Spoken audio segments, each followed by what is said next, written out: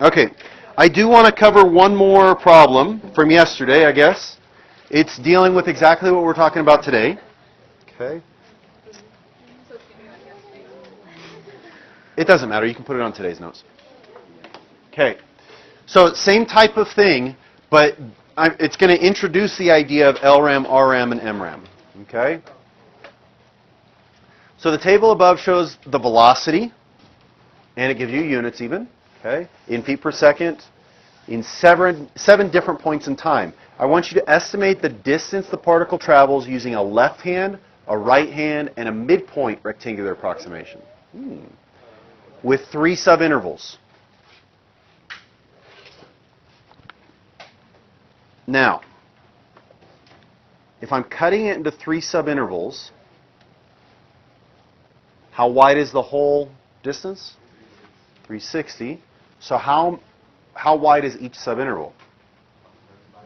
120. So our rectangles are actually going to go from what to what? 0 to 120. And 120 to 240. And 240 to 360. So if I'm looking at this rectangle right here from 0 to 120, again, how wide is it? 120. If I'm doing a left-hand approximation, which value am I using? Am I using the 24, the 30, or the 28? I'm using a left hand, so I'm using the left-hand number, right? If I'm using a right hand, which number am I using? 28. And if I'm using a midpoint approximation, I'm going to use 30. And the only reason you could say that's the midpoint is because 60 is exactly in the middle of 0 and 120. Does that make sense? So take some time and try and come up with the answer on these 3, okay? Give me equations, though. Or give me at least your string of numbers that you're adding up. Okay. So let's see if you guys got the answers right, and then we can go over them afterwards. LRAM was 9,360 feet. RRAM is 9,600 feet, and MRAM is 10,080 feet. Do I need to go over any of those? I hear midpoint. Do I have to go over all of them?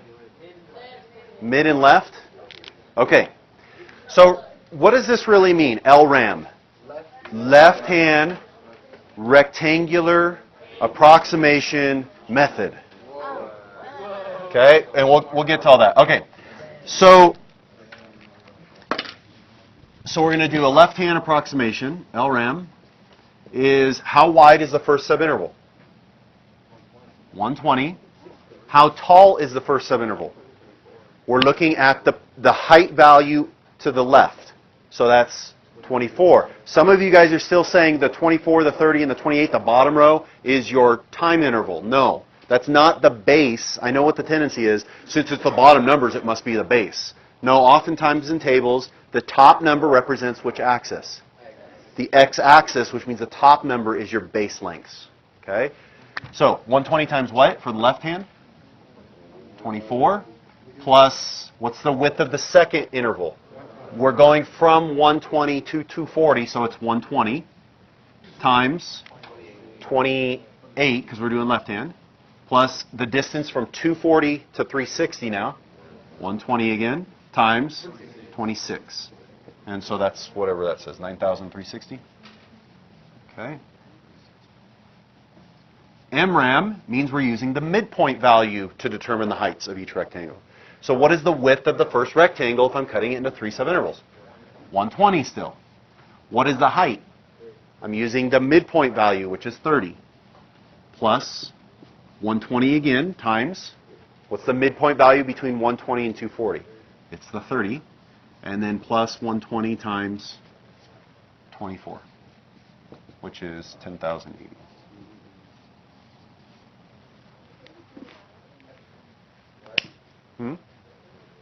Erica, you always say something like you want me to hear, and then when I... It's like, I don't get it. Why do we need to know, like, the minutes? Yeah, because I'm asking, that's why. No. It's confusing. Like, I forget why we would... Because you would look at maybe a situation and say, this is the only data I have, which one of these methods would produce the better answer, the more accurate answer? And a lot of times the midpoint value is the more more better, the better answer.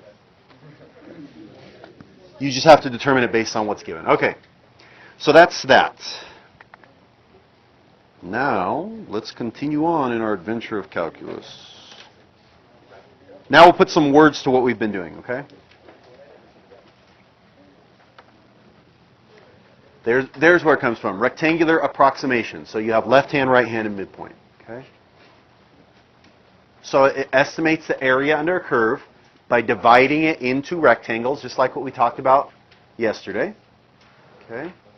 And finding the area of each rectangle and then adding it up. All right. So when we say left-hand approximation, we abbreviate LRAM, okay? It uses the left-hand points on the function's curve within that rectangle. You look at the rectangle, you look at the points that determine the heights, and you use the left-hand one, right? So let's take a look at this function, y equals rad x, from 1 to 4 using 6 subintervals.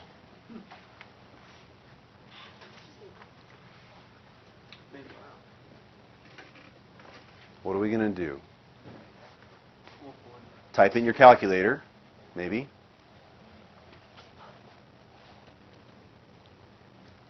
Actually, let's do this by hand. Let's not use our calculator. Let's do this. We have 6 subintervals. And what is the total interval?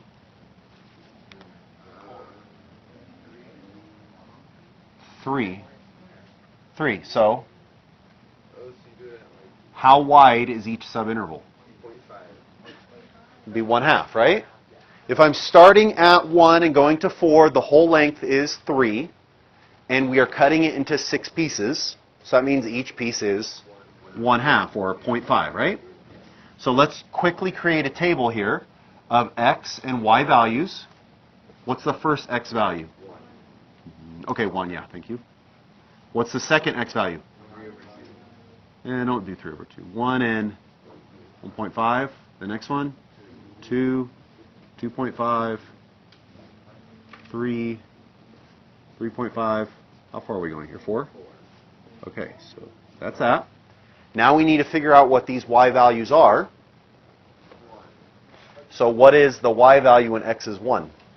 How do you know that? Because the function is y equals rad x. So it's just, I'm gonna do it like this. I'm gonna say rad 1. Because you can say 1, but do you know the square root of 1.5? So I'm gonna call it what? The square root of 1.5. What's this one gonna be? Square root of 2. I'm just trying to get you the method to solve the problem, not get the exact answer anyways. What's this? Rad 2.5, rad 3, rad 3.5, rad 4. Okay. Now we are doing a what? Left hand. And how wide is each subinterval? So we're going to say 0.5 times, which value do I use? The left, so rad 1. Plus, how wide's the second one? 0.5 times rad 1.5. Plus 0.5 times rad 2. Plus 0.5 times 2.5 plus 0.5 times rad 3 becomes very repetitive, right? And if you heed my warning from yesterday, what do you have to make sure when you're all said and done? That you have 6 subintervals, because you're going to keep going and then you're going to go, okay, I'm done, and then you're going to have 1 too many. Okay? Because this last one here, this 0.5 times rad 3.5 is which rectangle? It's this last one, right? And so that determined the height of the last rectangle, which means we're not including this.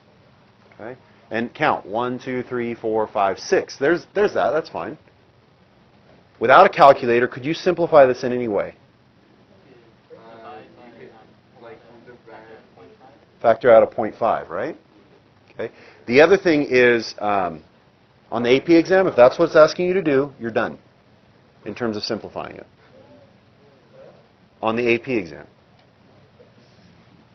Okay, but I'm going to factor out a 0.5 on all these, so you end up with rad 1 plus rad 1.5 plus rad 2 plus rad 2.5 plus rad 3 plus rad 3.5. That's it. Okay, and then you can maybe simplify it further than that, but we'll call it done at that point. Notice I could only factor out a 0.5 because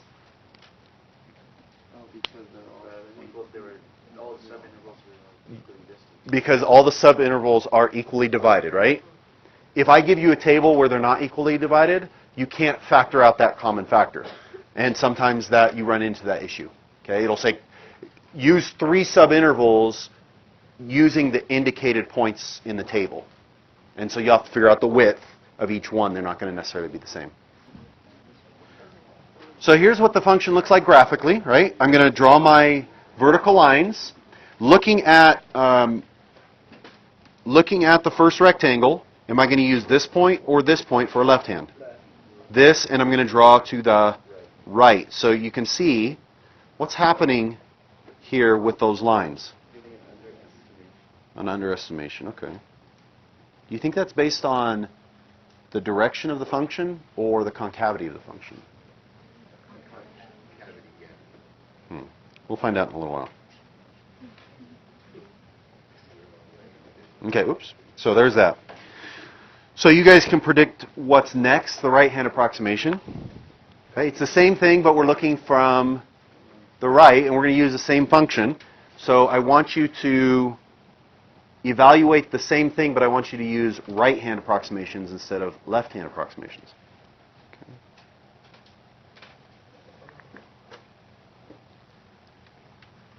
Here, let's just do this. Oops. Okay, so give that a shot on your own. Okay, so what, did you guys get an answer for the right hand?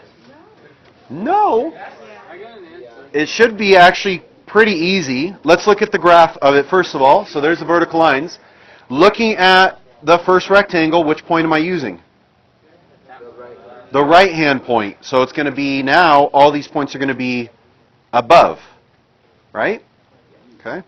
So if I'm going to break this down, what is the width of the first rectangle? 0.5. But looking at this table now, what's the height? Rad 1.5. What's the width of the second one? 0.5. And what's the height? Rad 2. Are you guys okay with this? And you're going to repeat this all the way to the end, but which height are you going to use here? The rad 4. We're finding the area. Well, the graphical thing is we're finding the area under the curve. If this is velocity, the velocity function, remember yesterday we talked about that constant velocity function? And we showed that really finding the distance that a car travels is distance equals rate times time if it's constant. So it's just finding the area of a rectangle. So it's finding, if you find the area under the curve, the velocity curve, you're finding the distance traveled. If it's an application problem, this isn't. This is just find the area under the curve. Same context, or same thing though. All right, so check this out. If I'm doing a right hand, the work's the same except for 2 things. What? The first one's gone, and you add the last one. If you notice that, that's a good thing. You guys get that? That's a right-hand approximation, and then you simplify it from there. Okay. Okay. So you should have gotten something like that. Okay. Is there any questions on this? Is this pretty okay? It's pretty okay. It's not amazing, but it's okay. All right. Can I go on? Okay. Let's see what's next. Oh, so this is going to be comparing whether it's an over or under approximation. Okay? And sometimes you do want it to be strictly under, and sometimes you do want it to be strictly over. Let's say you have a budget, and you want to figure out, you don't want to exceed a certain amount, so you're going to want the under approximation every time, or vice versa, right? Okay, so that was a left hand.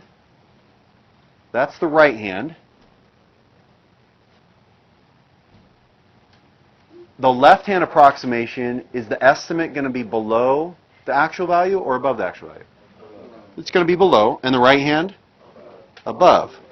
Okay? So, determine to be, let's see, over or under the actual area based on, I don't know, let's take a look. If I have an increasing concave down, that's that, versus an increasing concave up, versus a decreasing concave up, or a decreasing concave down. Those are the 4 different types, right? Let's just look at one subinterval. I'll do 2 subintervals. Here's 2 rectangles, right? 2 rectangles. 2 rectangles. 2 rectangles. If I want a left hand, let's just do left hand on all of it. Which point am I going to use? I'm going to use this point or this point? This one. This one or this one? Okay. This one or this one? That and that. I'm going to use this one now for left, right? And then this one. And then this one. And then this one. So a left-hand approximation, an LRAM, is under where? Which ones is it under?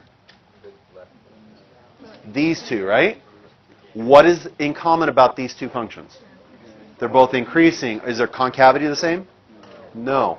So it's under on these. It's over on these. What's in common about these? It's decreasing, right? So it has nothing to do with concavity in a left hand or a right hand. Okay? It has to do with whether the function is increasing or decreasing. Now, I'm not going to put something in your brain that you have to memorize. You have to be able to visualize it. If I draw what's happening on the function, and if I can draw the rectangles how I'm supposed to, you should be able to observe if it's above the curve or below the curve. Does that make sense? Because if you're doing a left hand, you're going to get a different answer than if you're doing a right hand. You get what I'm saying? Okay.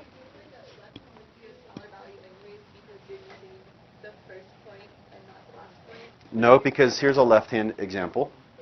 And the first point is above the second point. Not the x value is points lower, but the y value is point. Okay. So it all depends on whether the function is increasing or decreasing. So in a left hand, if the function is increasing, then it's an under approximation. In a left hand, if the function is decreasing, then it's over. Now let's look at right hand. If it's a right hand approximation and the function's increasing, then it would be here, it'd be over. And in a right hand, if the function's decreasing, then it would be under. Okay? So again, you have to be able to write that out. Okay? If you need to write it down and memorize it, that's fine, but you're just, you're filling up your brain with data that you can calculate on the fly if you need to. Okay? So the example I'll give you here is left hand on a strictly increasing function is an under approximation. What? Oh, decreasing. Left hand on a decreasing function is an overestimate. You guys okay with that? I'm waiting.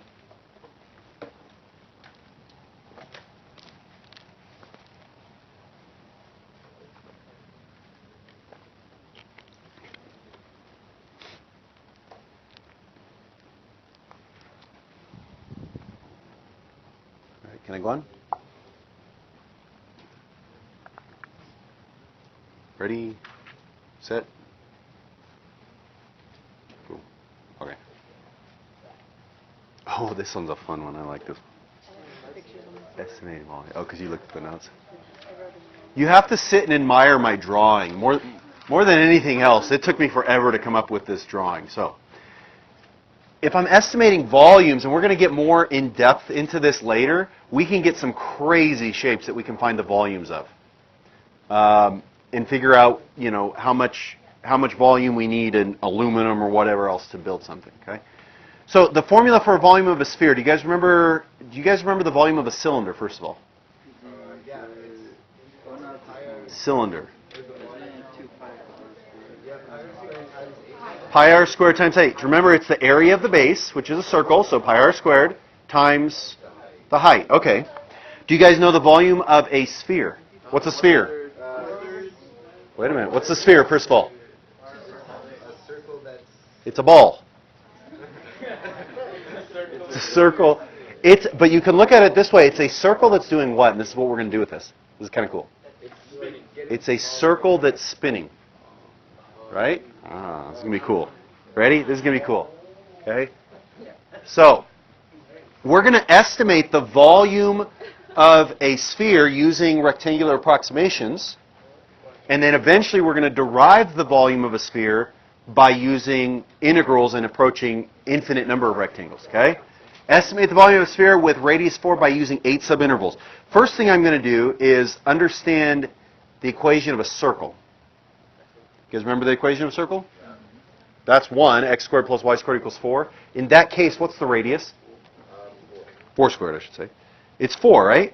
Okay. If you graph this, or if you solve it, I guess, and then graph it, you should be able to observe this. You should have seen this from Algebra 2 or whatever. This is the graph of the portion of the circle that's above, right? You guys okay with this? Now, before you go anywhere, hold on, okay? Just put your pencils down and pay attention to this, okay? So, we are trying to find the volume of a sphere, of a ball, by using this half circle. The half circle is x squared plus y squared equals 4 squared because the radius is 4. Now we're cutting it into 8 subintervals. What is our total interval? What is our total interval? What are we starting at? -4 and going to 4. So what's our total interval? 8. If we're cutting it into 8 subintervals, how wide is each subinterval? 1. Okay. So now let's visualize this, okay? You're going to take a ball, and what we're going to do is we're going to slice it. What kind of shapes is it kind of making? What? A skinny cylinder, right? If I just slice off 2 parts, what are those 2 slices going to look like? No. A can of. No, but that's not my question that I was asking. Okay. So if I take a sphere, okay, and I slice it like this, okay, in a way, what is that slice? It's the 2 outside of it is circles, making it a cylinder, right? A can of cat food, right? In a way. Now we have little arcs at the top and the bottom, so it's not exactly a cylinder, but remember, the more we slice it, the more it resembles a cylinder. So watch this, okay? So I'm cutting it like that. What I'm going to do, this is what were we doing, a left hand? Okay, we're doing a left hand, so in this little rectangle here, we're going from the left and going to the right. We're using the left-hand point here, the left-hand point here, and so on. Since the function is increasing in quadrant 2, the left hand is below the curve, but because the function is decreasing in quadrant 1, the function's above the curve, right? We just talked about that? Okay? Now what we're going to do is we're going to take these little rectangles and we're going to revolve them around the x-axis. Yeah, Taylor.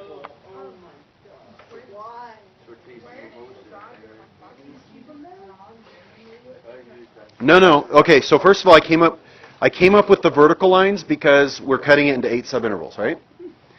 And then it said over here, it said we're doing a, what did it say? It didn't say. So I'm telling you right now we're doing a left-hand approximation. Yeah, because I said so. Okay? So in this rectangle, which point on the curve am I going to use? Am I going to use this point here or this point there? The left hand, because we're doing a left hand, right? And so we draw to the right. And then in this rectangle, we're going to use the left-hand point. And so that's where it comes from. Is that okay? Okay. Now, we're going to take, yeah, there it is. There, I told you. LRM. Okay. We're going to take these rectangles, and we're going to rotate them. If I rotate that rectangle, what kind of shape am I getting? Be patient, okay? It will develop and you'll see it as time. I don't want to just skip it all.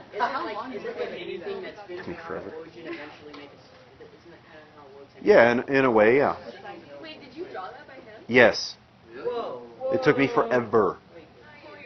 Why are you lying? Do you see me erasing, like the animation that's erasing all the pieces that...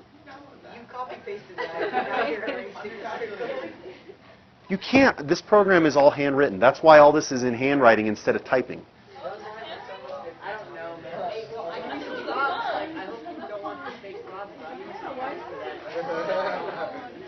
But my point is, as it goes through, you should be able to start seeing what? Cylinders developing, right? I'm erasing all the pieces that are behind so you can see them more three-dimensionally.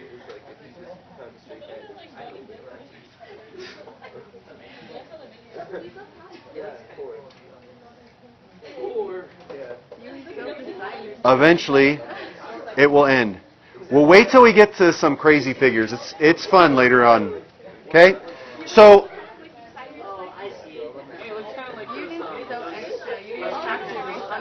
no, I have to because I want you to see what's happening.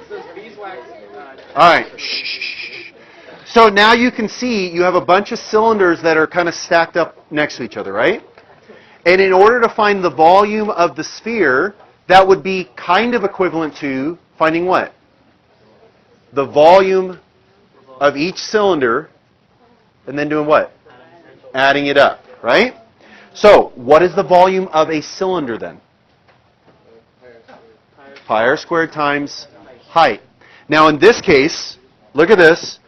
Let's just look at this last cylinder as an example. It's probably the easiest. What represents the height?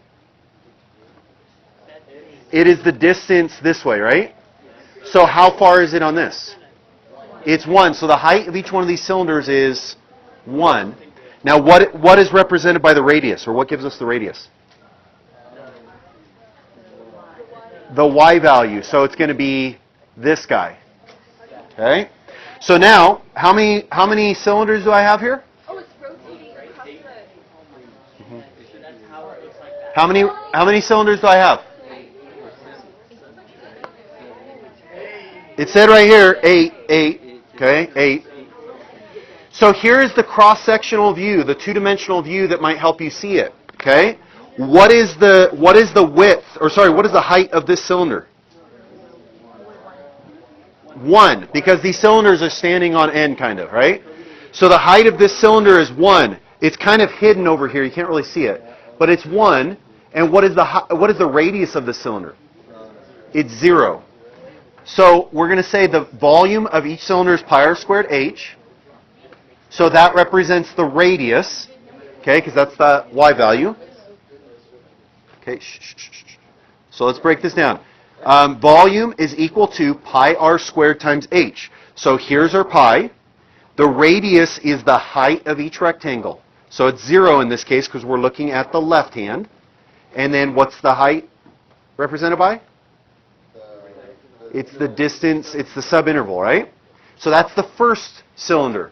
What's the second cylinder? What is the height of the second cylinder? It's this, right? What is the radius? It's this guy, right? Whatever. How do I figure out what that is? I plug in which value? -3 into this equation. And so you end up with rad 7, right? And that's squared. And then the height would be 1. What would the next cylinder's radius be? Okay, so the radius is this height, right? So I plugged in -3 to my equation. So I plug in -3, I get 9. And then 16 minus 9 is 7. I square root it.